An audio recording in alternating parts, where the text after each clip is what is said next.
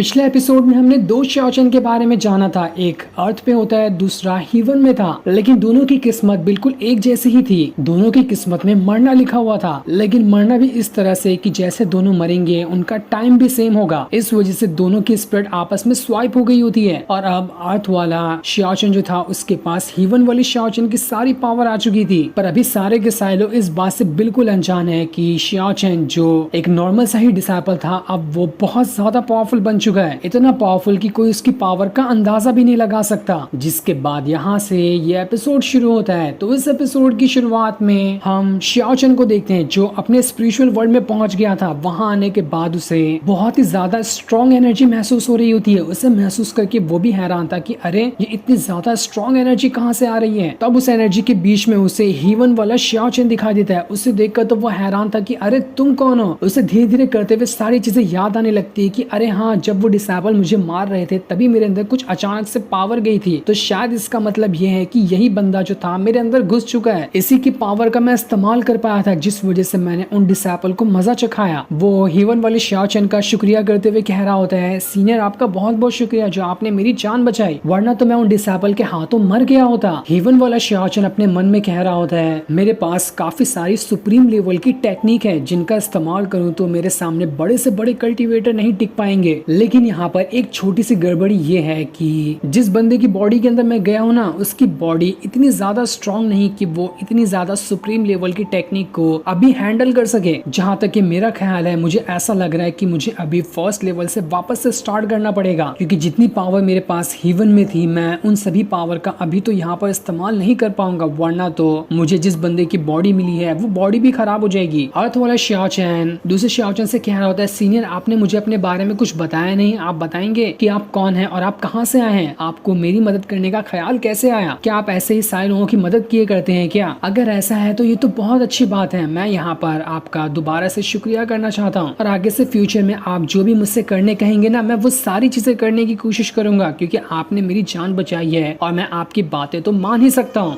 Heaven वाला शाओचन उस शाओचन से कह रहा होता है, बच्चे अब जैसा कि मैंने तुम्हारी जान बचाई है तो ठीक है, मुझे यहाँ पर थोड़ी और कल्टीवेशन करनी है। जैसे मेरी कल्टीवेशन बढ़ेगी उसी हिसाब से तुम्हारी भी कल्टीवेशन पावर बढ़ती जाएगी, लेकिन इस हिसाब से मुझे तुम्हारी बॉडी पे पूरी तरह से कंट्रोल हासिल करना पड़ेगा। तुम्हें अपनी बॉडी का फुल एक्सेस मुझे देना है। जिस तरह से मैं चाहूँ तुम्हारी बॉडी को चला सकता हूँ। क्या तुम्हें ये मंजूर है? जिस पर शाओचन मान जाता है। जिसके बाद अगले सीन में हम शाओचन को उसके कमरे में देखते हैं, जहाँ पर जानमिंग और मास्टर उसका ख्याल रख रहे होते हैं। मास्टर का कहना था कि मुझे लगता है शाओचन ने कुछ न कुछ तो सीक्रेट बातें सुनी होगी, उसी वजह से दुश्मनों ने उसका ऐसा हाल किया। मुझे नहीं समझ में आ रहा कि आखिर वो कौन लोग थे और शाओचन ने क्या सुन लिया, लेकिन जो भी सुना है वो बहुत ही ज्यादा इम्पोर्टेंट और आगे चलकर बहुत ही ज्यादा खतरनाक भी हो सकता है। मास्टर जानमिंग से कह रहे होते हैं, जानमिंग देखो मैंने शाओचन की पूरी जिम्मेदारी तुम्हें दी है। शाओचन को कुछ नहीं होना चाहिए, तुम्हारे ऊपर है। शाओचन का अच्छे से ख्याल रखना जब तक कि वो होश में नहीं आ जाता। जिसके बाद मास्टर घर से बाहर निकल कर आ जाते हैं। वहां आने के बाद उनके पास उनकी एक जासूस आती है। वो मास्टर को बता रही होती है, मैंने कई सारे अनजान लोगों को देखा है जो हमारे सेट के आसपास ना घूम रहे हैं। मुझे नहीं पता कि आखिर वो लोग यहाँ पर क्यों आए हैं, लेकिन मुझे उनके इरादे बिल्कुल भी ठीक नहीं लग रहे। मुझे लगता है कि शायद ये वही लोग होंगे जो हमारे सेट के दुश्मन हैं। हो सकता है वो लोग यहाँ पर हमारे सेट के ऊपर हमला करने के लिए आए हों। हमें चौकन्ने रहना पड़ेगा। जिस पर मास्टर कह रहे होते, लगता है तबाही की शुरुआत होने वाली है, वापस से खून की दरिया को बहाना पड़ेगा। दूसरी तरफ हम बाजार का सीन देखते हैं, जहाँ पर एक बंदी अपना फिगर दिखाते हुए एक शराबी बंदे को रुझाने की कोशिश कर रही थी। वो उसे रुझाते हुए किसी कोने में ले जाती है। क्या पता उसके इंटेंशन क्या थे, लेकिन जो भी थे वो गलत ही लग रहे थे। वो शराबी बंदा लाड टपकाते हुए उस बंदी का पीछा कर रहा होता है। जहाँ जहाँ वो जा रही थी मक्खी की तरह वो भिनभिनाते हुए उसी के पीछे पीछे जा रहा था। और जैसे ही वो लड़की उस बंदे को किसी सुनसान जगह पर लेकर आती है, अपने वो नाखून बाहर निकाल लेती है जो कि किसी डायन वगैरह जैसे नाखून दिख रहे थे। वो अपने नाखून को सीधा उस बंदे के अंदर घुसाते हुए कहती है, मुझे पता था कि सारे के सारे मर्द जो होते हैं वो एक ही जैसे होते हैं। वो जो बंदी थी वो लॉस्ट सोल वैली से थी और लोगों को पोजेस करना उसकी सबसे खास टेक्निक है। वो लड़की शराबी बंदे को पूरी तरह से कंट्रोल कर पा रही थी। जैसे जैसा वो करने कहती, कठपुतली की तरह वो शराबी बंदा वही कर रहा होता है। पर तब बाजार के अंदर एक बंदा आता है जो काफी ज्यादा पावरफुल दिखाई दे रहा था। वो बंदा वहाँ पर उस लड़की के अटैक को डिस्ट्रॉय करते हुए कह रहा होता है, लॉस्ट सोल वैली की डायन तुम फिर से यहाँ पर आ गई। आखिर तुम्हारा इरादा क्या है? तुम जैसी डायन को तो मैं अपने बाएं हाथों से हरा सकता हूँ। वो बंदा फ्लेम सेट का एक मेंबर था जिसके पास सबसे खास टेक्निक उसकी फ्लेम की ही पावर होती है। वो डायन कह रही थी, फ्लेम सेट के डिसाइपल, आखिर तुम्हारी हिम्मत कैसे हुई यहाँ पर आकर मेरे काम में टांग अड़ाने की? मैं तुम्हें नहीं छोड़ने वाली। तभी वहाँ से दुआन गुजर रहा होता है जो सभी से कहता है, टारगेट जब सबका एक ही है तो तुम लोग यहाँ पर ट्रबल क्रिएट करने की क्यों कोशिश कर रहे हो? मामले को शांति से भी सुलझाया जा सकता है, यहाँ पर मुझे कोई भी बखेड़ा नहीं चाहिए। और इतना कहने के बाद वो वहाँ से चला जाता है। ऐसा लग रहा था कि लिंगू सेट पे तो सच में तबाही आने वाली है। दूसरी तरफ हम हेवन का सीन देखते हैं जहाँ पर यूनिफाई जो होता है वो अपनी पावर का इस्तेमाल करते हुए फिर से एक और ब्रेक थ्रू कर जाता है, जो देखकर एक्सकैलिबर और एम्परर की बेटी हैरान थे कि ये बंदा तो फटफट अपना ब्रेक थ्रू करते जा रहा है। इसी वजह से हो सकता है कि इसने शाओ चेन को भी धोखा दिया होगा। एक्सकैलिबर एम्परर की बेटी से कह रहा होता है, मुझे ना ये यूनिफाई शाओ चेन जैसा नहीं लग रहा। शाओ चेन को तो शुरुआत के टाइम पे तुम्हारे पर प्यार भी आ गया था, लेकिन ये बंदा वैसा नहीं होगा। ये पहले से ही बहुत ज्यादा चालू आदमी है, तो इससे जरा ना हमें भी एक कदम सावधान रहना पड़ेगा, वरना ये हमारे लिए भी मुसीबत जब ये अपने भाई के पीठ में छुरा भोग सकता है तो हमारी क्या औकात है। एम्परर की बेटी कहती है, एक्सकैलिबर देखो शाओ चेन मर चुका है तो पास्ट को याद करके कोई सेंस नहीं बनता। जो बातें बीत चुकी है उससे भुला देने में ही हमारा फायदा है। एक्सकैलिबर ये कहते हुए जाता है, मैं तो सिर्फ चेतावनी दे रहा था, मानना ना मानना तो तुम्हारे ऊपर है। और इतना कहने के बाद वो वहाँ से चला जाता है। दूसरी तरफ अर्थ वाला शाओ चेन जो अपने स्पिरिचुअल वर्ल्ड के अंदर था, उसे हेवन वाले शाओ चेन और अपनी दोनों की मेमोरी एक साथ याद आ रही होती है। इस वजह से उसके सर में दर्द हो गया था। उसे समझ नहीं आ रहा था कि कौन सी किसकी मेमोरी है जो मेरे दिमाग में घुसते जा रही है। इसी वजह से शाओ चेन जो अपने कमरे के अंदर बेहोश था, वो बेहोशी में ही जान मेंग का नाम पुकारने लगता है कि जान मेंग कहाँ पर हो तुम? जान मेंग भागते हुए उसके पास आती है और उससे कहती है, शाओ चेन क्या तुम यहाँ पर ठीक हो? तुम्हें कुछ हुआ तो नहीं ना? तब शाओ चेन खुद ही उठकर जान मेंग से कह रहा होता है, मैं तो तुम्हारे बारे में पूछा था, क्या तुम ठीक हो ना?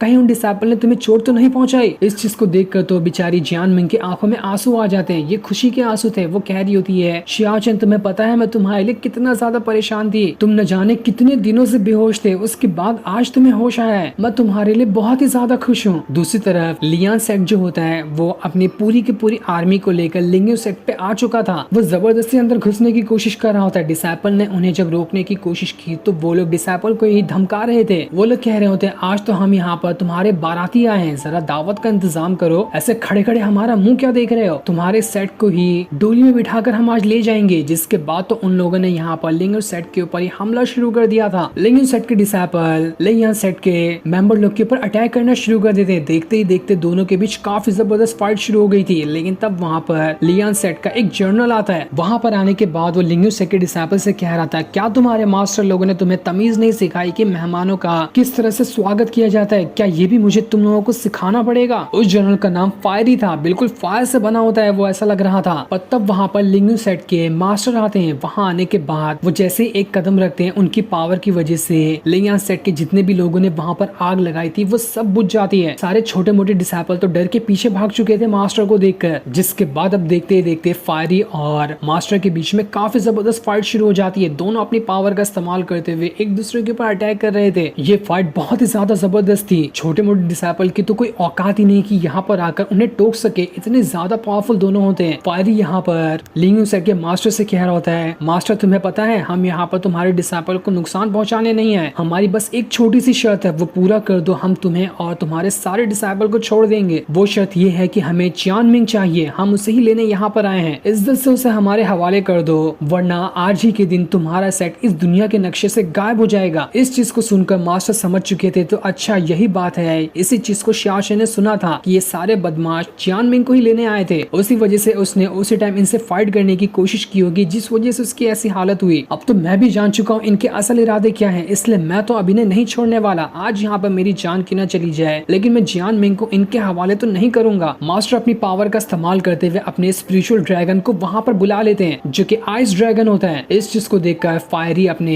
फायर फिनिक्स को बाहर निकाल लेता है। और अब देखते ही देखते आइस ड्रैगन और फायर फिनिक्स के बीच में काफी जबरदस्त फाइट शुरू हो गई थी। यहाँ पर ये दोनों फाइट कर रहे थे, तो नीचे जितने भी डिसाइपल होते हैं वो एक दूसरे के सेट वालों से फाइट करते जा रहे थे, जहाँ दोनों सेट के बीच काफी जबरदस्त फाइट हो रही थी। लेकिन यहाँ पर भी लियान सेट जो होता है वो ज्यादा पावरफुल लग रहा था। लिंगू सेट के सारे डिसाइपल उनके सामने उतना ढंग के तरीके से फाइट नहीं कर पा रहे होते हैं। तो वहीं फायरी और मास्टर दोनों अब भी फाइट कर रहे थे। उनके बीच में भी फैसला नहीं हो पाया था कि कौन यहाँ पर जीता है और कौन यहाँ पर हारा है। दोनों अब भी एक दूसरे को बराबर की टक्कर दे रहे थे। उनकी फाइट बहुत ही ज्यादा जबरदस्त होती है। यहाँ तक कि मास्टर की पहले से तबीयत खराब थी, लेकिन तब भी उन्होंने फायरी को अच्छी टक्कर दी थी। तब देखते ही देखते मास्टर का जो आइस ड्रैगन होता है वो फायरी के फायर फिनिक्स को पकड़ के इतना जोर से दबाता है कि वो वहां पर खत्म ही हो जाता है। अपने फिनिक्स बर्ड के मरने की वजह से तो फायरी एकदम बौखला चुका था। वो पूरे गुस्से के साथ अब मास्टर के ऊपर अटैक करना स्टार्ट कर देता है और अपने डिसाइपल से कह रहा होता है जाओ अंदर जाओ और जियानमिंग को उठा कर लाओ। किसी ने भी रोकने की कोशिश की तो उसी टाइम उसे मार डाल। दूसरी तरफ जियानमिंग बेचारी सारी बातों से अनजान वो शाओची का ख्याल रख रही होती है और उसे खाना पीना खिला रही थी। उसे पता ही नहीं होता है कि सेक्ट के बाहर कितनी बड़ी मुसीबत आ चुकी है उसे लेने के लिए। तब वहां पर लियान सेक्ट के 2 डिसाइपल घुस आते हैं। वो जियानमिंग से कह रहे होते हैं तुम ही जियानमिंग हो ना। जियानमिंग कह रही होती तुम लोग हो कौन और कमरे के अंदर आने की तुम्हारी हिम्मत कैसे हुई, दफा हो जाओ यहाँ से। वो डिसाइपल लोग कह रहे थे देखो हम यहाँ पर ना सिर्फ एक ही बार कहते हैं और दोबारा नहीं कहते हैं, इज्जत से हमारे साथ चलो वरना हमें भी जबरदस्ती करना आता है। शाओशन की तबीयत काफी खराब थी, लेकिन वो भी तब भी लड़खड़ाते हुए जियानमिंग के पास आ रहा होता है ताकि वो उससे बचा सके। उसकी इतनी तबीयत खराब थी कि वो ढंग से अपने पैरों पे खड़ा तक नहीं हो पा रहा था, लेकिन फिर भी वो कह रहा होता है अगर किसी ने भी जियानमिंग को हाथ लगाया तो मैं उसे जिंदा नहीं छोड़ूंगा। उसके स्पिरिचुअल वर्ल्ड से हीवन वाला शाओशन उससे कह रहा होता है पागल हो गए हो क्या, अपनी हालत देखो, तुम ऐसी हालत में खड़े नहीं हो सकते, तुम खड़े तक नहीं हो सकते तो क्या इस बंदों से फाइट करोगे, ऐसा नहीं हो सकता। जबरदस्ती करने की कोशिश की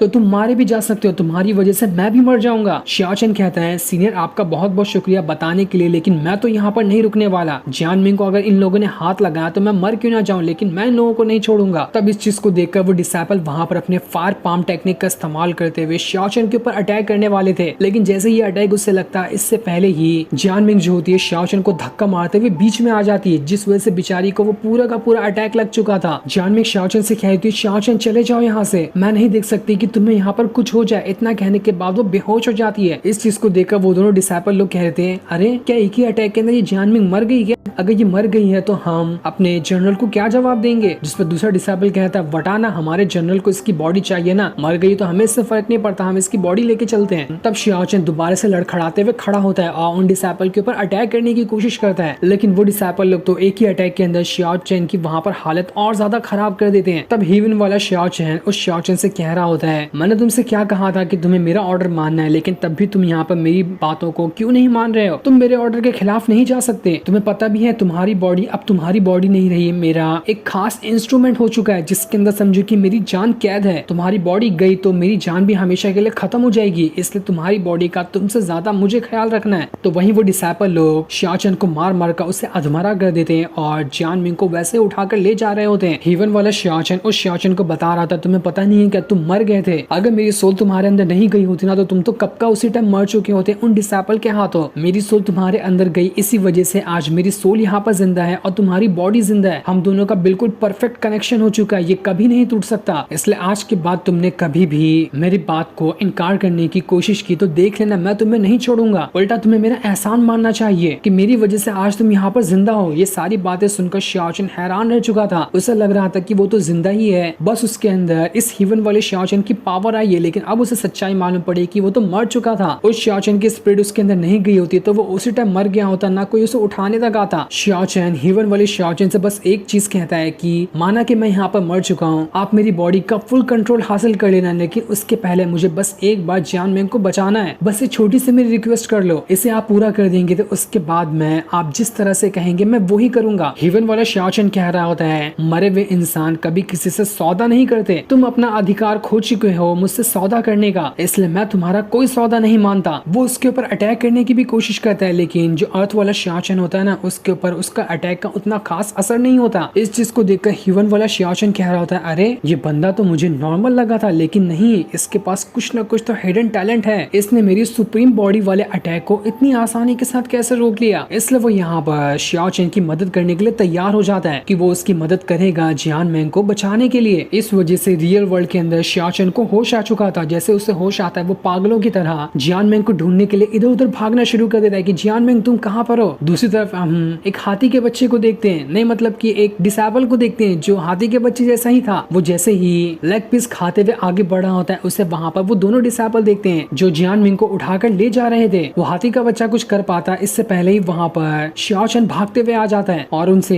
जियानमिंग को बचाने की कोशिश करता है। वो दोनों डिसेबल कहते हैं अबे तू मरा नहीं, मुझे लगा था कि तू एक अटैक में ही निपट गया होगा, लेकिन चल खैर कोई ना, तू वापस आ चुका है तो हम तुम्हें फिर से मार देंगे, दो बार मरने का मजा ले ले, तू भी क्या याद रखेगा। लेकिन इस बार शाओचन भले ही कमजोर था लेकिन वो उन लोगों के ऊपर अटैक करने की कोशिश कर रहा होता है। अभी भी उसकी बॉडी लड़खड़ा ही रही थी, फिर भी वो उन लोगों को जियान मेंग से दूर करने की कोशिश कर रहा था ताकि वो लोग जियान मेंग को दोबारा से हाथ तक ना लगा पाए। ये देखकर वो दोनों डिसाइपल लोग बहुत ज्यादा गुस्सा हो चुके थे। वो लोग शाओचन से कह रहे होते हैं, आखिर तेरी हिम्मत कैसे हुई अपना गंदा हाथ हमें लगाने की? तुझे पता भी है कि हम लोग कौन है? हम तो तुझे आज नहीं छोड़ने वाले। तूने बहुत बड़ी गलती कर दी हमसे पंगा लेकर। तभी जियान मेंग को वहाँ पर होश भी आने लगता है। वो जैसे ही शाओचन को पिटते हुए देखती है उससे बहुत बुरा लग रहा था। वो कोशिश कर रही होती है शाओचन को समझाने की कि शाओचन तुम यहाँ से चले जाओ, लेकिन उसकी हालत खराब हो चुकी थी। इस वजह से उसके मुंह से कोई लफ्ज ही नहीं निकल रहे थे। उधर शाओचन उन दोनों डिसाइपल का पैर पकड़ लिया होता है ताकि वो उन्हें वहां से हिलने ही ना दे। वो लोग छुड़ाने की कोशिश कर रहे थे लेकिन कोई फायदा नहीं होता। इन सारी चीजों को देखकर हाथी का बच्चा सोच रहा होता है कि अरे वाह, ये तो बहुत अच्छा मौका है। इन दोनों डिसाइपल का ध्यान तो जियान मेंग की तरफ है ही नहीं। मैं जाता हूँ और जियान मेंग को उठाकर वहां से भाग लेता हूँ। वो पूरी ताकत के साथ भागते हुए जियान मेंग के पास आता है और उसे अपने कंधे पे उठाने के बाद वहां से भागने की कोशिश कर रहा होता है। शाओचन उससे कहता है, शाबाश मोटू, लेके जा जियान मेंग को जल्दी से यहाँ से, जब तक मैं इन्हें संभालता हूँ। जो देखकर वो दोनों डिसाइपल बहुत ज्यादा गुस्सा हो चुके थे कि आखिर इस भैंसे की हिम्मत कैसे हुई हमारे हाथों से जियान मेंग को उठाकर निकालने की। अब तो हम इसे नहीं छोड़ेंगे। वो सबसे पहले शाओचन को बहुत ज्यादा मारते हैं। इस वजह से तो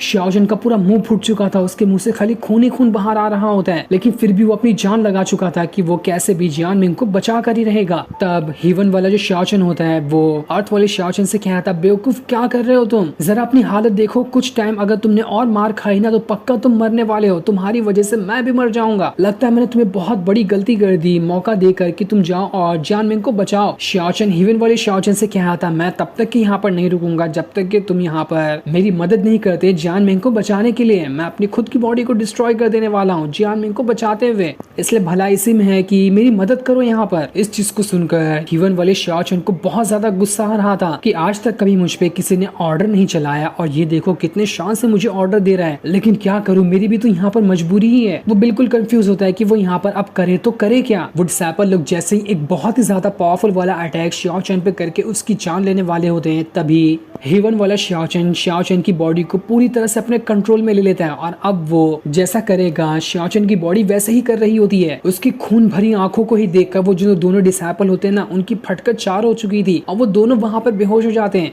इतनी भयानक आंखें लग रही थी हीवन वाले शाओचन की जब उसने अर्थ वाले शाओचन को कंट्रोल किया था। दूसरी तरफ बेचारा मोटू भागते हुए काफी ज्यादा थक चुका था, इसलिए वो एक जगह पर जियान मेंग को लिटा देता है ताकि जियान मेंग यहाँ पर सेफ रहे। लेकिन बेचारे की किस्मत बड़ी खराब थी। वहां पर दुआन आ जाता है जो उन डिसाइपल से भी कहीं गुना ज्यादा पावरफुल है। वो एक ही सेकंड के अंदर जियान मेंग को उठाता है और मोटू के सामने उसे ले जाने लगता है और उसने तो मोटू को एक ही किक मारते हुए उसे सीधा गोल कर दिया था। बेचारा मोटू पेड़ में ही फंस गया होता है। मोटू ने कोशिश तो की, इसके लिए उसे अप्रिशिएट तो करना ही पड़ेगा। दूसरी तरफ हीवन वाला शाओचन जब अर्थ वाले शाओचन की बॉडी को कंट्रोल कर रहा था ना, वो कहता है बड़ी ही अजीब बॉडी है, मैं इसे लेकर ढंग से चल भी नहीं पा रहा, लगता है मुझे थोड़ा और टाइम लगेगा जमीन पे चलने के लिए क्योंकि मैं तो ज्यादातर हवा में उड़ता ही रहता था। तभी उसे पेड़ के ऊपर मोटू दिखाई देता है जो उसे सारी बात बताता है कि जियान मेंग कहाँ चली गई और किसे उसने उठा कर लेके गया। हीवन वाले शाओचन को बड़ा ही गुस्सा आ रहा था कि इस अर्थ वाले शाओचन ने तो मुझे किस काम में फंसा दिया। अब लगता है कि मुझे दुआन के भी पास जाकर उससे भी फाइट करनी पड़ेगी। देखूं तो जरा कि ये दुआन किस खेत की मूली है। जिसके बाद वो वहां से दुआन के पास आ जाता है। दुआन वहां पर बड़े शान से खड़े होकर शाओचन के आने का इंतजार कर रहा था। उसे तो रद्दी भर डर नहीं लगा था कि कोई भी आंदे यहाँ पर, मैं आज किसी को नहीं छोड़ने वाला, कोई भी मेरे सामने खड़ा हो सकता है क्या। लेकिन उस गधे को नहीं पता था कि उसके सामने जो बंदा खड़ा है वो असल में शाओचन नहीं बल्कि एक सुप्रीम बीइंग है। शाओचन वहां पर अपने स्पिरिचुअल वर्ल्ड में जाता है और अपना जो सुप्रीम बीइंग वाला मास्क था ना उसे निकाल लेता है। वो कहता है जब तक मैं मास्क ना पहनूं तब तक कि मुझे कॉन्फिडेंस नहीं मिलता है। वो वहां पर मास्क पहनकर दुआन की बैंड बजाने के लिए पूरी तरह से तैयार होता है। तो अब देखना दिलचस्प होगा कि आखिर इन दोनों की होने वाली फाइट में कौन जीतेगा। जो सीन दिखाते ही ये एपिसोड यहीं पर एंड हो जाता है। थैंक्स।